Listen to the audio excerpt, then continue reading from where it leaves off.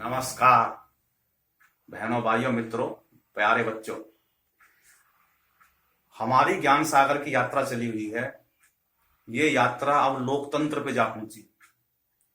सबसे पहले हमने ये यात्रा शुरू करी थी, थोड़ी सी भूगोल की जानकारी दी थी। उसके बाद में थोड़ा भारतीय, तो उसके बाद में हमने जानकारी आगे बढ़ती चलेगी। भारत की संस्कृति, दर्शन और करते करते अब लोकतंत्र पे जा पहुंची। तो लोकतंत्र भारत के मूल में पहले से ही विद्यमान था। बाहर के लोगों के लिए ये अछूता होगा, लेकिन भारत की जो नस नस में लोकतंत्र था पहले से ही, क्योंकि भारत की नस नस में धर्म है। जहां धर्म है वहां लोकतंत्र अपने आप ही आ जाता है। तो इसके बारे में हम चर्चा करें उससे पहले कुछ बातें थी जो भारत के और अंतर्राष्ट्रीय पटल पे कुछ पड़ी हुई है। तो भारत में जो सबसे पहले बात आती है महाभारत, क्योंकि महाभारत की जो बात है वो ज्यादा पुरानी नहीं है। आज से 7,000 साल के तकरीबन जो पुरानी बातें हैं, ये 5-7 हजार साल को ज्यादा नहीं होते। इस टाइम 7,000 के तकरीबन लगभग साल हैं। तब ये जो है महाभारत का युद्ध जब खत्म हो गया था, तो उसके बाद में पर्व आता है शांति पर्व। भीष्म पितामह बाणों के सरसैया पर पड़े हुए हैं, और उस दौरान जब युधिष्ठिर को राज तिलक मिल गया तो भीष्म पितामह के पास में गए और भीष्म पितामह से कहा कि हमें नीति का कुछ पाठ पढ़ाओ ताकि हमें आगे राजकाज करने के लिए सुविधा मिले। उस समय पे भीष्म पितामह युधिष्ठिर से कह रहे हैं कि मेरे से ज्यादा जानकारी तो माधव को ही है, श्री कृष्ण को है, आप मेरे से क्यों वो कर रहे हैं। उन्होंने कहा नहीं जी, हम आप तो आपके मुंह से सुनना चाहते हैं। तो उन्होंने कहा कि भाई हमें बताइए कि शासन कैसे चलाया जाए। तो उन्होंने कहा कि राजा नाम धर्मो गोप्तारम धर्मो रक्षति रक्षतः। तो उन्होंने कहा कि भाई इसका मतलब क्या है कि भी राजा नाम का जो गुप्त धर्म है, जो उसका संचित जो धर्म है, वो है धर्म की रक्षा करना। अगर तुम धर्म की रक्षा, जो धर्म की रक्षा करता है तो धर्म उसके अपने आप ही रक्षा कर देता है। ये बड़ी गहरी बात है, समझने की बात है। धर्म आज के समय में जो धर्म का जो है मजाक बना के रख रखा है, कोई तलक लगाने को धर्म बोलता है, कोई टोपी ओढ़ने को धर्म बोलता है, कोई क्रॉस पहनने को धर्म बोलता है। ये धर्म का विषय भारत में नहीं था। धर्म का जो विषय था वो था ऐसा चरित्र धारण करना जिससे दूसरे का नुकसान ना हो, सबका भला हो, सबको न्याय मिले। तो वो कह रहे हैं कि भाई शासन ऐसी प्रकार से, जो शासक जो होता है, जो शासन चलाता है, उसको हमेशा धर्म की रक्षा करनी चाहिए। और धर्म की रक्षा, जो धर्म की रक्षा करता है तो धर्म उसकी रक्षा कर देता है। अब ये मतलब क्या हुआ इसका? राजा की जिम्मेवारी होती है न्याय देना। न्याय देने के लिए क्या है, उसका कर्तव्य जुड़ा हुआ है, और वो कर्तव्य की पूर्ति करता है। जब कर्तव्य की पूर्ति करता है तो धर्म की रक्षा होती है। अगर वो धर्म की रक्षा नहीं करेगा तो राज्य में अस्थिरता फैल जाएगी, फूट पड़ जाएगी। और फूट पड़ने से क्या होगा, जो बाहर के जो दुश्मन है, जो ताक में बैठे हुए हैं, वो उन्हीं के ही, उसमें से ही, राज में से ही किसी को पकड़ लेंगे, मोहरा बना लेंगे, कहने लगे तुम्हारे यहाँ राज तो बर्बाद होने वाला है, ये तो ताश के पत्तों की तरह बिगड़ने वाला, तुम कहो तो हम तुम्हारी मदद करते। और वो उन्हीं से ही मिलके और राज को बर्बाद कर देते हैं। अगर आपने धर्म की रक्षा कर दी तो जनता भी खुश और आप भी सुरक्षित हो जाएंगे। यानी कि वही धर्म जनता के अंदर ये चीख चीख के पुकारेगा कि भाई नहीं, हमारा राजक शासक जो है बहुत बढ़िया है और हमारे लिए दिल जान से लग जुटा हुआ है। तो वही धर्म फिर उस राजा की भी रक्षा कर देता है। इस वजह से धर्म की डोर में जब सब बंधे रहते हैं और धर्म की रक्षा करते हैं तो जन कल्याण होता रहता है। इसका ये मतलब है। बड़ी गहरी बात थी। उन्होंने ये बात क्यों कही? क्योंकि उन्होंने कहा कि धृतराष्ट्र ने जो है, और मैं भी उसमें शामिल था, हमने धर्म की रक्षा नहीं करी। आज हमारा ये दौर है कि हम बाणों की सैया पर पड़े हुए हैं, सिसक सिसक के मर रहे हैं, धृतराष्ट्र के सारे पुत्र मर गए, और यही जो इधर उधर के चुटर पुटर पड़े हुए थे, जो डींग हाँकते थे, वो भी परमात्मा को प्यारे हो गए, लंबे पाड़ दिए गए सब। तो अब जो है धर्म की उन्होंने धर्म की रक्षा नहीं करी, धर्म ने उनका नाश कर दिया। इसलिए जो भी शासक है उसने धर्म की रक्षा करनी चाहिए। तुम धर्म की रक्षा करते रहोगे तो धर्म तुम्हारी अपने आप रक्षा कर देगा। ये मूल मंत्र है। अब आज के आधुनिक समय में एक ग्वाटेमाला जो है देश है, ग्वाटेमाला देश में एक महिला मानवाधिकार कार्यकर्ता ही रिगोबर्टा मेंचुतुंग, क्या था, रिगोबर्टा मेंचुतुंग, उनने भी लोकतंत्र पे कहा कि उन्होंने कहा कि न्याय के बिना तो शांति नहीं है। उन्होंने कहा कि भाई जो न्याय है वो शांति से जुड़ा हुआ है। न्याय के अगर न्याय नहीं है तो शांति भी नहीं है, वहां शांति फैली रहेगी, क्योंकि लोगों के अंदर जो है पीड़ा होएगी और वो जन आंदोलन गृह युद्ध की स्थिति बनी रहेगी। और समानता के बिना न्याय नहीं है। उन्होंने कहा न्याय तभी मिलेगा जब समानता आएगी, समानता के बिना न्याय नहीं है। मुंह देख के अगर आप इंसाफ करेंगे तो वो इंसाफ नहीं है। और विकास के बिना समानता नहीं है। और समानता कब आएगी, जब डेवलपमेंट होगा, विकास होगा तो समानता आएगी।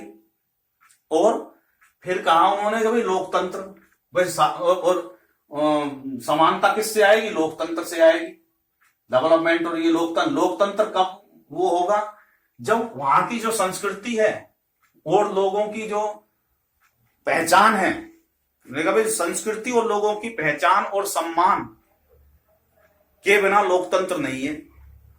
लोकतंत्र तभी माना जाएगा जब वहां की संस्कृति की भी सम्मान हो और लोगों की भी पहचान हो, कि भाई जो लोग हैं उनकी भी पहचान हो, संस्कृति से लोग पहचाने जाते हैं और उनका सम्मान हो। मतलब वहां पे लोग संस्कृति का भी सम्मान हो, वहां के लोगों का सम्मान हो, तभी माना जाएगा कि लोकतंत्र है। अगर वहां लोकतंत्र के बावजूद भी निरादर हो रहा है तो वो लोकतंत्र नहीं है। लोकतंत्र में जनता का ही शासन होता है, जनता के द्वारा ही करा जाता है। अगर वे ही जनता के चुने हुए जो शासक हैं वो भक्षक बन जाएंगे तो काय का लोकतंत्र, वो तो बंधक बन के रह जाएंगे, भीड़ तंत्र हो जाएगा। तो ये बातें थी जो लोकतंत्र के संबंध में या भारत के और भारत में जो है दर्शन में ये जुड़ा हुआ है।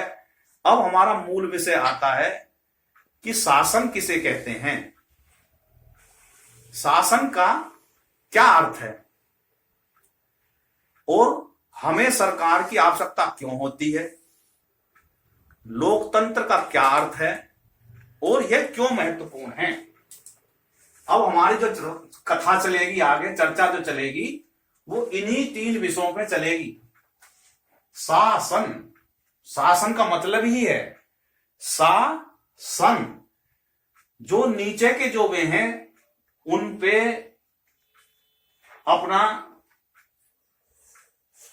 अधिभार रखना, यानी कि जो लोग जो वो हमसे निम्न में हैं, यानी कि एक आदमी ऊपर होता है और वो उन पे ऑर्डर देता है और वे जो दूसरे जो लोग हैं वो उसका पालन करते हैं, इसी को शासन कहते हैं। अब ये शासन किस प्रकार का, इस पर यहां चर्चा नहीं हो रही कि वो लोकतंत्र का है, तानाशाही का है, राजतंत्र का है, गणतंत्र का है, कौन से तंत्र का या बंदूक के तंत्र का है।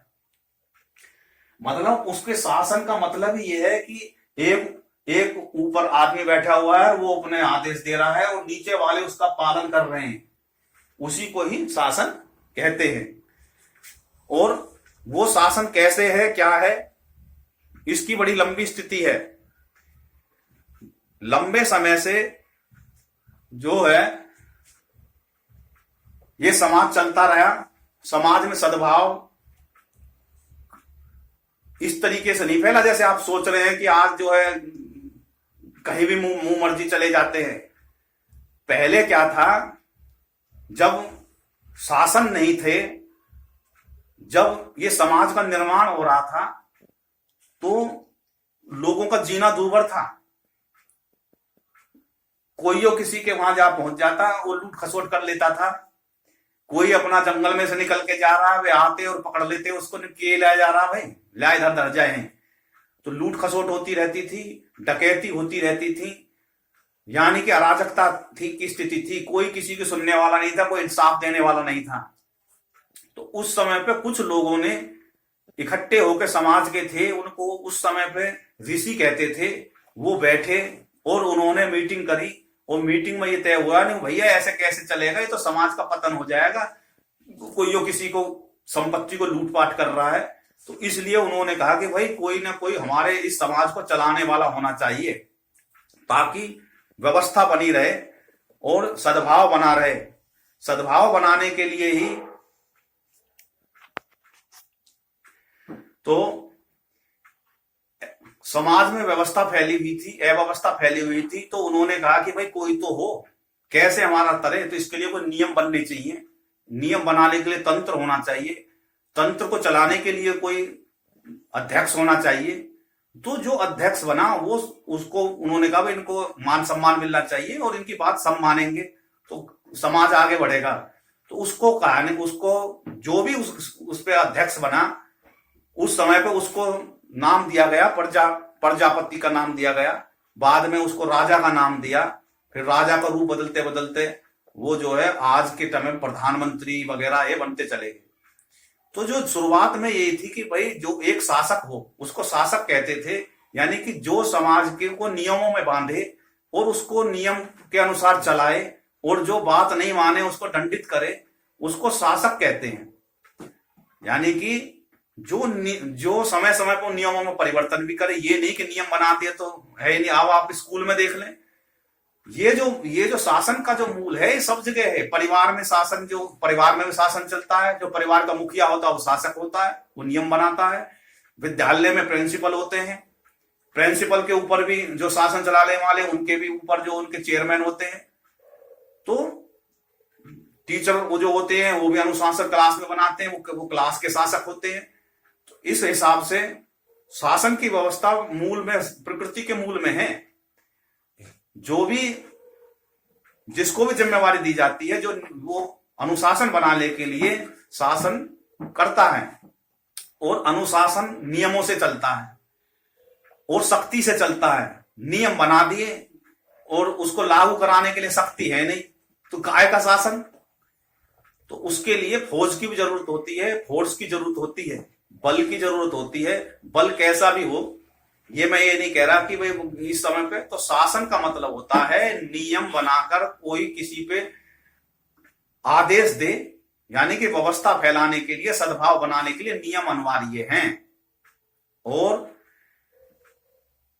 ऐसी व्यवस्था जो समाज में सौहार्द लाए, शांति प्रदान करे, और नियमों के से शासन जो है समाज को चलाए, उसी को ही शासक कहते हैं, शासन कहते हैं। और जो उसको चलाए उसको शासक कहते हैं। तो ये तो ही शासन की बात। शासन की क्यों आवश्यकता पड़ी, मैंने बताया कि समाज में व्यवस्था फैलाने के लिए। अब हमें सरकार की आवश्यकता क्यों है, इसका भी मैंने उत्तर दे दिया। सरकार की आवश्यकता इसलिए है ताकि समाज में व्यवस्था बनी रहे, वो किसी के अपराध का बोलबाला ना हो, जिसकी लाठी उसकी भैंस की स्थिति ना हो, किसी के साथ में कोई नाइंसाफी हो रही है तो वो जो है अपना आवाज उठा सकता है और सरकार के सामने अपनी शिकायत कर सकता है। सरकार का मतलब जो प्रशासन से है, सीधे कोई प्रधानमंत्री घर थोड़ी जाएगा कि भाई मेरे ऐसे बात होगी। पूरा तंत्र बैठा रहता है ऊपर से नीचे तक। तो उसको सरकार का काम होता है, सरकार की आवश्यकता होती है शांति व्यवस्था बनाने के लिए, लॉ एंड ऑर्डर मेंटेन करने के लिए, to maintain law and order. सरकार का काम ही होता है कानून और व्यवस्था बनाए रखने का। अब आता है लोकतंत्र क्या है। लोकतंत्र का मतलब है, लोक का मतलब होता है जनता और तंत्र का मतलब होता है अंग, शासन। तंत्र बहुत बड़े विस्तृत विषय है कि भाई ताना बाना जो बना हुआ है वो जनता का है, जनता से बना हुआ ताना बाना है। जो शासन चलाएगा जनता ही उसको चुनेगी, जनता के द्वारा ही चुना जाएगा और जनता के लिए ही वो काम करेंगे। शासन, ऐसा शासन जो जनता के द्वारा चुना गया, जनता ही उस पर बैठी और जनता के लिए वो काम कर रहे हैं, तो ऐसा तंत्र को लोकतंत्र कहते हैं। यानी कि जो कुछ भी नियम बनते हैं उसमें जनता की भागीदारी होती है, सीधी भागीदारी होती है या अप्रत्यक्ष रूप से भागीदारी होती है। ये भारत के मूल में था पहले से ही। महाभारत में अब लोग बाग अपने ग्रंथों को तो पढ़ते नहीं है, अंग्रेजों की किताब उठाए फिर रहे हैं और कहते हैं कि साहब भारत तो बेकार था, न्यू था, फलाना था।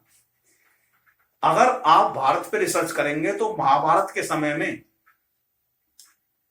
जो मथुरा थी और वहां सूरसेन का राज था,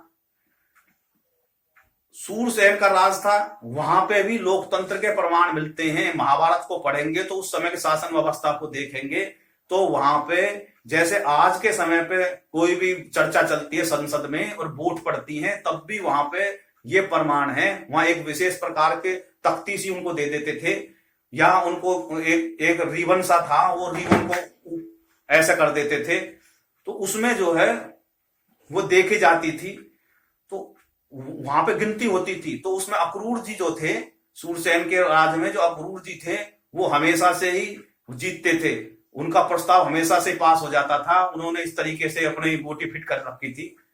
ऐसे ही जब वहां से द्वारका चले गए श्री कृष्ण, तो उनके वहां भी लोकतांत्रिक सरकार थी।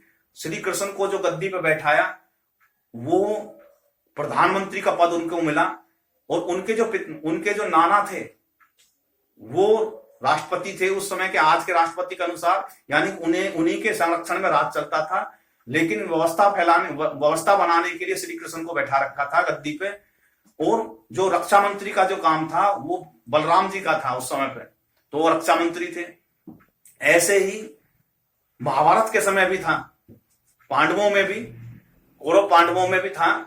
जनता ने विद्रोह किया कि नहीं, दुर्योधन युवराज नहीं बनेगा, और उन्होंने करवाया, सर्वेक्षण करवाया, तो उसमें जनमत जो था वो युधिष्ठिर के पक्ष में था, तो उनको युवराज बनाना पड़ा।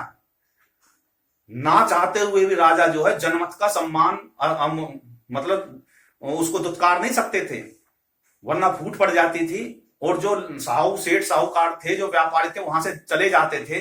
जब पूंजी ही चली जाएगी तो शासन किस पे करेंगे? भूखे नंगों पे थोड़ी शासन होता है भाई, शासन चलाने के लिए राजस्व की जरूरत होती है। तो ये विषय लंबा चला जाएगा। मैंने ये बता दिया कि जो है लोकतंत्र का अर्थ क्या है, जनता का तंत्र, जनता के द्वारा चुना जाता है, सरकार जो बनती है वो लोकतंत्र कहलाती है। इसका क्यों महत्व है? इसलिए महत्व है क्योंकि इसके टाइम बंद होते हैं, ये जिंदगी भर के लिए नहीं होते। 5 साल के लिए, कहीं 6 साल के लिए, बहुत से देशों में कहीं 4 साल के लिए, अमेरिका में 4 साल के लिए चुनाव होते हैं, भारत में 5 साल के लिए होते हैं और बहुत से देशों में 6 साल के लिए होते हैं। तो इस प्रकार से एक जो है समय सीमा होती है, उसमें हर एक को मौका मिलता है, भैया अपने अपने बात रखो, हम आपको वोट देंगे और वोट के जरिए से जो है आपका चुनाव होगा। अब वो उसका स्वरूप कैसा है, कैसा नहीं, अच्छा है, बुरा है, वो विषय अलग है। तो इसके लाभ ही लाभ हैं। इस वीडियो में इतना ही। आगे जो हम विषय में करेंगे कि भी सरकार और शासन किस प्रकार से होते हैं, कितने प्रकार की सरकार होती है, सरकार के कितने अंग होते हैं, उनमें कैसे विभाजन होता है, उनका तंत्र क्या है, संसद क्या होती है, संसद का स्वरूप क्या है, ये अगले उस वीडियो में बताएंगे। बहुत बहुत धन्यवाद। जय हिंद, जय भारत, बोलो भारत माता की जय।